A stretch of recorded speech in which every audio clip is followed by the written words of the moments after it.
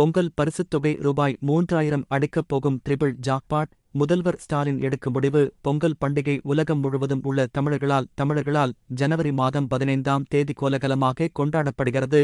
பொங்கல் பண்டிகையையொட்டி தமிழகத்தில் உள்ள அனைத்து அரிசி குடும்ப அட்டைதாரர்களும் பயன்பெறும் வகையில் பொங்கல் பரிசுத் தொகுப்புத் திட்டம், ரொக்கம் வழங்கும் திட்டம் ஆகியவை செயல்பாட்டில் உள்ளது. திமுக அரசு பொறுப்பேற்ற பின்னர் 2022ஆம் ஆண்டு பொங்கல் பண்டிகையை முன்னிட்டு தமிழக அரசு 21 பொருள்கள் அடங்கிய பரிசுத் தொகுப்பை வழங்கியது. ஆனால் ரொக்கம் கொடுக்கவில்லை. பல இடங்களில் பொருள்கள் தரமற்றவையாக இருந்ததாகவும் விமர்சனங்கள் எழுந்தன.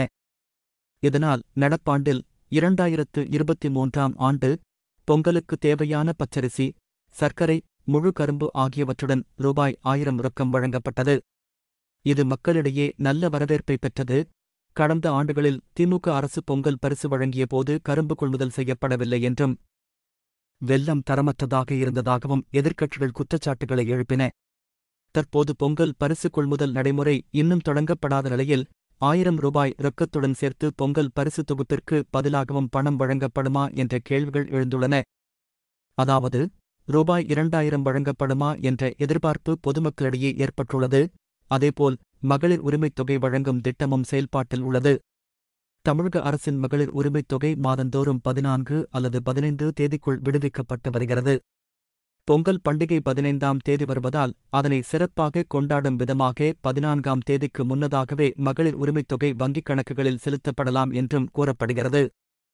அப்படியானால் ரூபாய் 3000 கிடைக்குமா என்ற கேள்வி எழுந்துள்ளது. ஆனால் மகளிர் உரிமைத் தொகை அனைத்து குடும்பங்களுக்கும் வழங்கப்படவில்லை. எனவே மகளிர் உரிமைத் தொகை பெறாத குடும்பங்களுக்கு ரூபாய் 2000 ரொக்கமும், அத்தொகையை பெறும் குடும்பங்களுக்கு ரூபாய் 3000 ரொக்கமும் கிடைக்கும் என எதிர்பார்ப்பும் நிலவுகிறது. அதே சமயம் மிக்ஜாம் புயல் தென் மாவட்டங்களில் கனமழை என தமிழகம் 2 பேரிடர்களை எதிர்கொண்டுள்ளது. இதனால் ஏற்பட்ட பாதிப்புகளை சீர் செய்திட தமிழக அரசிடம் போதுமான நிதி இல்லை. மத்திய அரசிடம் முதல்வர் ஸ்டாலின் தொடர்ந்து கோரிக்கை விடுத்தாலும் மாநில பேரிடர் நிதிக்கு வழக்கமாக விடுவிக்கப்பட வேண்டிய தொகையை மட்டுமே மத்திய அரசு விடுவித்துள்ளது. தேசிய பேரிடர் நிதியில் இருந்து இதுவரை எந்த தொகையும் விடுவிக்கப்படவில்லை.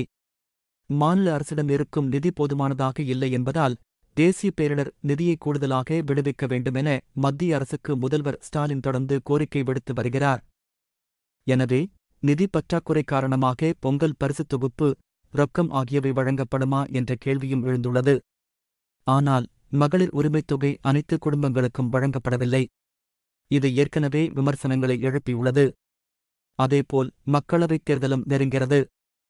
ஒருவேளை தமிழக அரசு பொங்கல் தொகுப்பு, ரொக்கம் ஆகியவற்றை வழங்காவிட்டால் எதிர்க்கட்சிகளின் விமர்சனங்களுக்கும் மக்களவைத் தேர்தலில் பொதுமக்களிடம் எதிர்மறையான தாக்கத்தையும் ஏற்படுத்திவிடும் என்பதால் பொங்கல் பரிசு தொகையை வழங்கவே தமிழக அரசு முடிவு செய்யும் என்று கூறுகிறார்கள் விவரம் அறிந்தவர்கள்.